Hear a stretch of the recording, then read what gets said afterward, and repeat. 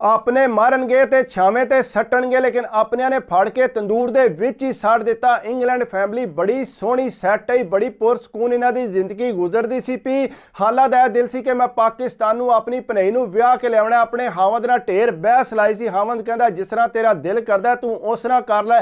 हालां ने अपनी भैन नूं पाकिस्तान खुशखबरी सुनाई, तुसीं शादी दी तैयारी करो, असीं सारी फैमिली पाकिस्तान आवन लिया। और छड़ के अपनी भनई नूं फोन कीता, उहनूं आख्या कि दस तेरे वास्ते इंग्लैंड तूं मैं के लैके आवां। रज उहदे वास्ते शॉपिंग करके जनाब पाकिस्तान टुर गए। जाके पाकिस्तान भी रज अपनी भनई नूं शॉपिंग कराई, रज जेवर लैके दिता, बड़ी धूम धाम नाल शादी करके हाल है ही बड़ी खुश है। चलो मेरी भनई जिहड़ी है इत्थे मेरे कोल आ जाएगी। जनाब शादी करके जिसले इंग्लैंड वापस आ गए ने, आके अपनी भनई दा वीज़ा अप्लाई किया ते भनई दा बहुत जल्दी वीज़ा लग गया। जिसले इत्थे इंग्लैंड पहुंची है, तुसां मिसाल ते सुनी होनी है, मैं लेट आई हाँ, मेरियां तुसीं पिटनियां चेक करो, 2-3 महीने तो बिल्कुल सही रही है।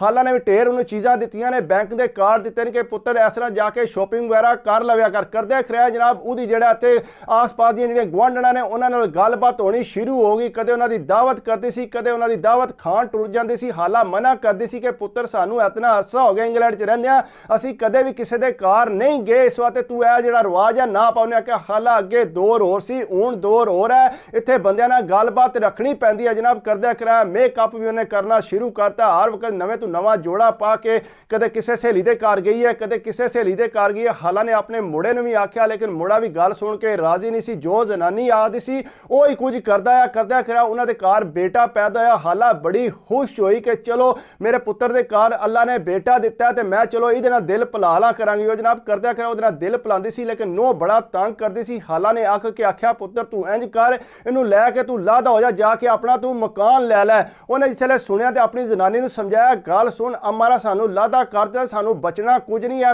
एडा वड्डा मकान है 7-8 लाख पौंड दा, ते तू इस तरह ना कर। वो जनाब थोड़ी जी समझ गई, लेकिन अंदरों अंदर जिहड़ा हालां नाल लड़दी रहिंदी सी। एक दिन इंज होया कि किरे बच्चा जिहड़ा वो टै पिया उहदे मत्थे ते लग गई, ते जिसले हावंद घर आया उन्होंने आके दसदी है कि हालां ने जिहड़ा ना मुड़े मेरे नूं सट्टिया मत्थे उहदे लग गई है। हालां ने आख्या कि मेरा ये पुत्र है, मेरा जिंद जान है, मैं इहनूं क्यों है सट्टण आया। लेकिन मुड़ा कहंदा अम्मा जी तुसां ध्यान नहीं रखिया, तुसां जान बुझ के सट दिता है, तुसीं मेरे मुड़े दा ख्याल नहीं कीता। ज़ाहिरी गल है अम्मा दे दिल ते जो गुजरी है वो ते अम्मा नूं पता सी। अम्मा ने सोचा कि मुड़ा जिहड़ा मेरा बड़ा खराब हो गया, मेरे हत्थों निकल गया है, लेकिन अम्मा यह भी नहीं सी चाहती कि मेरे घरों ये जाए। अम्मा ने आखिर सोचा कि पुत्र मैं यही सोचा कि तुसीं इस मकान विच रवो ते मैं जिहड़ा ना पाकिस्तान चली आओ। हावंद कहंदा तू क्यों पाकिस्तान जाना, मैं कल्ला इत्थे के करूं। ने कहा तुसीं जो मर्जी करो, लेकिन हुण मैं जाके पाकिस्तान ही रह। मुड़े ने एक बारी भी ना आख्या कि अम्मा तुसीं पाकिस्तान ना जाओ, तुसीं इत्थे ही रवो।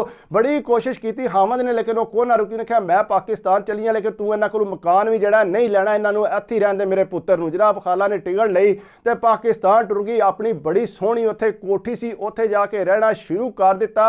अगू हावंद ने अपने मुड़े नूं बुला के उन्हें कहा पुत्र गल सुन, तेरी अम्मा गुस्सा करके इत्थों टुर गई है, लेकिन यह गल चंगी नहीं है। जे तू अम्मा नूं वापस ना लैके आया तो अपना बंदोबस्त कर ते जाके किधरे होर रह, मैं जाके आपो इनू मना लियावांगा। मुड़े ने जनानी ने गल की, जनानी तो बिल्कुल नहीं सी चाहती कि हाला इत्थे वापस आवे उस मकान च। लेकिन जिसले मुड़े ने ज्यादा जोर पाया उन्हें कहा चलो फिर पाकिस्तान चलने आ, जाके हालां नूं उत्थे मना लैने आ। ਉਹ जनाब जिसले उत्थे गए पाकिस्तान सीधा मूँह तो वह है ही कोई सी, बजाए हालां दे उत्थे घर जाए। हालां नूं अपने घर बुलाया, अम्मा भी सामने ते भैन भी सामने, उत्थे बह के आंदी है हालां मेरे कोलों गलती हो गई है मुड़े दे सामने, ते चलो तुसीं जिहड़ा ना वापस चलो ते मैं जिहड़ा तुहानूं लैण आई हाँ। अगू हालां ने आख्या, उन्हें कहा पुत्र मैं तेरे तू बिल्कुल नाराज़ नहीं है, तू मेरी धी है, मैं चलो तेरे पुत्र नूं तक लिया तो मैं खुश हो गई हाँ, लेकिन मैं वापस को नहीं जाना। उन्हें आख्या हालां चलो वापस है, नहीं तो उत्थे सानूं किसे रहण। उन्हें कहा पुत्र तुहानूं उत्थों कोई भी नहीं कढ़दा, मैं आपे फोन करके आ देंगी, तुसी टेंशन इस गल की ना लो। उन्हें आख्या नहीं हालां मेरे नाल चलो। हालां ने जो ही मुड़ा चुकिया ना, तो हालां ने आख्या जो मर्जी पुत्र कर लो, मैं नहीं जाना।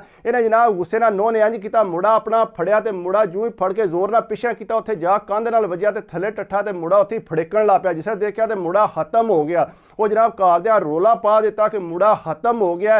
तो जनाब ये रोन लग पई जोर जोर दा, अपनी मां नूं भी आखदी है ते अपनी भैन नूं भी आखदी है कि तुसां यही आखना कि हालां ने मेरा मुड़ा मार दिता है। उन्हां सामने हर कोई देखी, नाल कहंदे अम्मा कोठी भी साडे कोल हो जाएगी और छड़ के सारी जदाद भी मैं तुहानूं लैके देंगी। हुण तुसां मेरे हावंद नूं यही आखना है कि हालां ने जिहड़ा ना ये मुड़ा मार दिता है। वो जनाब एडे सख्त लोकां दे दिल हो गए। जो ही मुड़ा आया उन्होंने दस्सियो कि हालां ने गुस्से नाल मेरा मुड़ा पटाकिया ते मुड़े मेरे दी जान निकल गई। ਉੱਥੇ ਉਹ ਜਨਾਬ ਤੱਕ ਕੇ ਉਹ ਵੀ ਬੇਹੋਸ਼ ਹੋ ਗਿਆ ਕਿ ਹੋਇਆ ਮੇਰੇ ਨਾਲ ਕੀ ਆ, ਮੇਰਾ ਮੁੰਡਾ ਅੰਮਾ ਨੇ ਮਾਰ ਦਿੱਤਾ। ਉਹਨੇ ਆਖਿਆ ਅੰਮਾ ਤੂੰ ਇਹ ਕਿਹੜਾ ਕੰਮ ਕੀਤਾ, ਮੇਰੇ ਮੁੰਡੇ 'ਚ ਕਿਹੜੀ ਦੁਸ਼ਮਣੀ ਕਰਨੀ ਸੀ। ਉਹਨੇ ਆਖਿਆ ਪੁੱਤਰ ਮੇਰੇ ਹੱਥਾਂ 'ਚ ਤੂੰ ਪਲੇ, ਤੈਨੂੰ ਲੱਗਦਾ ਕਿ ਮੈਂ ਇਸ ਤਰ੍ਹਾਂ ਦਾ ਕੰਮ ਕਰ ਸਕਨੀ ਆ।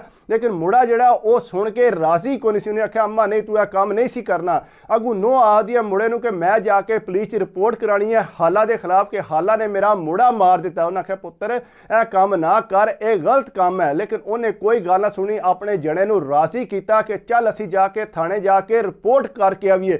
ਜਣਾ ਵੀ ਜਿਹੜਾ ਐਸਾ ਕੁੰਨਾ ਮੇਸਾ ਆਇਆ ਸੀ ਉਹਦੇ ਨਾਲ ਟੁਰ ਗਿਆ, ਜਾ ਕੇ ਉੱਥੇ ਰਿਪੋਰਟ ਕਰਾ ਕੇ ਆਇਆ ਥਾਣੇ ਕਿ ਇਸ ਤਰ੍ਹਾਂ ਜਿਹੜਾ ਮੇਰੀ ਮਾਂ ਨੇ ਮੇਰਾ ਮੁੰਡਾ ਮਾਰ ਦਿੱਤਾ। ਥੱਲੇ ਸੱਟ ਕੇ ਜਨਾਬ ਪੁਲਿਸ ਆਈ ਤੇ ਉਹਦੀ ਮਾਂ ਨੂੰ ਪਕੜ ਕੇ ਲੈ ਗਈ।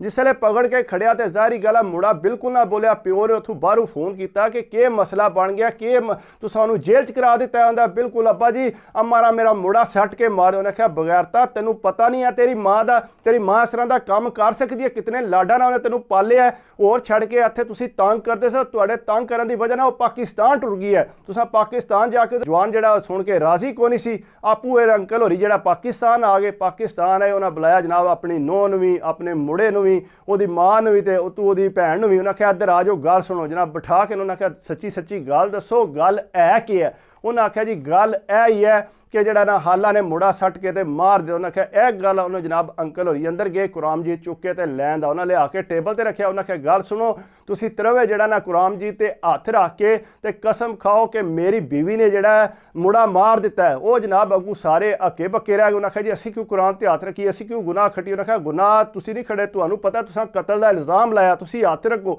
ਅੱਗੂ ਜਿਹੜੀ ਉਹਦੀ ਭੈਣ ਹੈ ਨਾ ਉਹ ਫਟਫਟ ਘਬਰਾ ਕੇ ਬੋਲੀ। ਉਹਨੇ ਆਖਿਆ ਅੰਕਲ ਜੀ ਮੈਂ ਤੁਹਾਨੂੰ ਸੱਚੀ ਸੱਚੀ ਗੱਲ ਦੱਸਣੀ। ਉਹਨੇ ਆਖਿਆ ਦੱਸ ਪੁੱਤਰ ਕੀ ਸੱਚੀ ਗੱਲ ਹੈ। ਉਹਨੇ ਆਖਿਆ ਅੰਕਲ ਜੀ ਇਸ ਤਰ੍ਹਾਂ ਜਿਹੜਾ ਨਾ ਮੇਰੀ ਭੈਣ ਨੇ ਮੁੰਡਾ ਜਿਸ ਵੇਲੇ ਆਪਣਾ ਖੋਇਆ ਨਾ ਤੇ ਅੱਗੂ ਇਹਦੇ ਕੋਲ ਛੁੱਟ ਕੇ ਜਾ ਕੇ ਕੰਧ ਨਾਲ ਜਾ ਕੇ ਵੱਜਿਆ ਤੇ ਮੁੰਡਾ ਥੱਲੇ ਟੱਠਾ ਤੇ ਮੁੰਡਾ ਉੱਥੇ ਖਤਮ ਹੋ ਗਿਆ। ਉਹ ਜਿਸ ਵੇਲੇ ਉਹਨੇ ਸੁਣਿਆ ਤੇ ਅੱਗੂ ਜਵਾਨ ਵੀ ਸੁਣਦਾ ਸੀ ਪਿਆ ਕਿ ਮੇਰੀ ਮਾਂ ਤੇ ਇਹਨੇ ਇਲਜ਼ਾਮ ਲਾਇਆ, ਮੁੰਡਾ ਤੇ ਇਹਨੇ ਆਪੂ ਮਾਰਿਆ।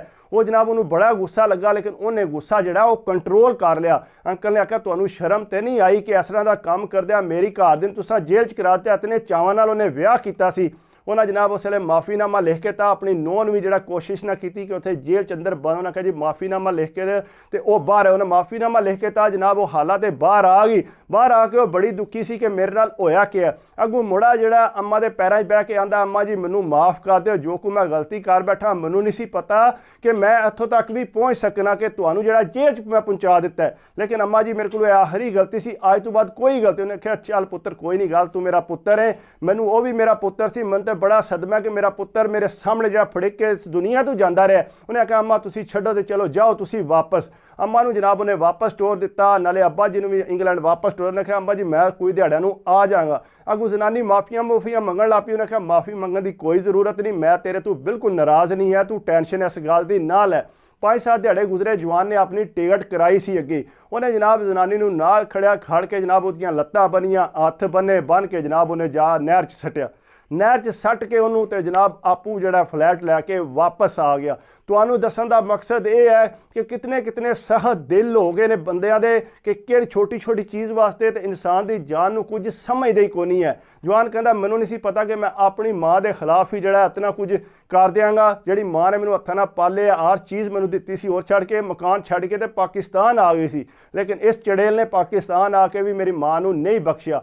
ਇਸ ਤਰ੍ਹਾਂ ਜਿਹੜਾ ਆਪਣੇ ਮਾਂ-ਬਾਪ ਤੇ ਕੋਸ਼ਿਸ਼ ਕਰਨੀ ਚਾਹੀਦੀ ਹੈ, ਇਤਨੀ ਜਲਦੀ ਇਲਜ਼ਾਮ ਨਹੀਂ ਲਾਣਾ ਚਾਹੀਦਾ। ਬਾਕੀ ਅਗਰ ਮੇਰੀ ਵੀਡੀਓ ਤੁਹਾਨੂੰ ਅੱਛੀ ਲੱਗੀ ਹੋਵੇ ਤਾਂ ਪਲੀਜ਼ ਯਾਰ ਲਾਈਕ ਕਰਿਆ ਕਰੋ, ਕਮੈਂਟਸ ਕਰਿਆ ਕਰੋ, ਸਬਸਕ੍ਰਾਈਬ ਕਰ ਦਿਓ ਤੇ ਦਿਲ ਖੁਸ਼ ਹੁੰਦਾ। ਬਾਕੀ ਦੁਆਵਾਂ ਯਾਦ ਰੱਖ।